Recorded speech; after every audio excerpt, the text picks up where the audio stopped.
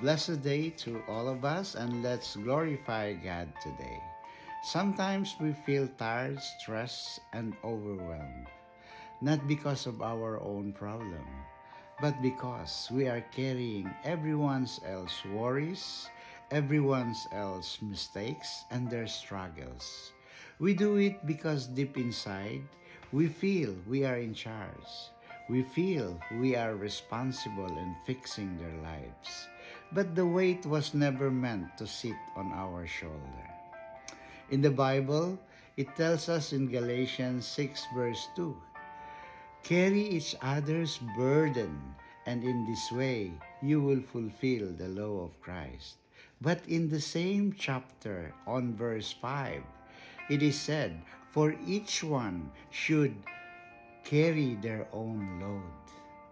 In these two passages that we've just read, we will differentiate what is burden and what is the load. A burden is something too heavy for one person to carry. And this is where we step in. This is where we show our love, our help, and our prayers to them. But the load, this is something that God expected them to carry. These are their choices in life. These are their obedience to God. And these are about their growth. And when we try to carry their load, we are not helping them.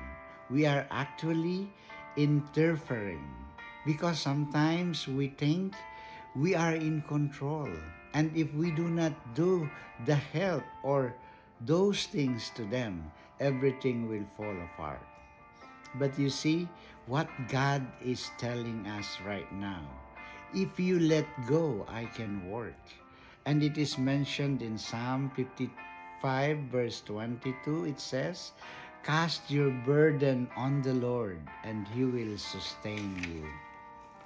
You see, you were never meant to carry what only God can hold, because we are only a helper, not a savior. We can only support, but we are not the source. So, dear brothers and sisters, focus only on what God gave you to do, which is love, pray, and support. Then, the rest, give it to the Lord, those heavy burdens.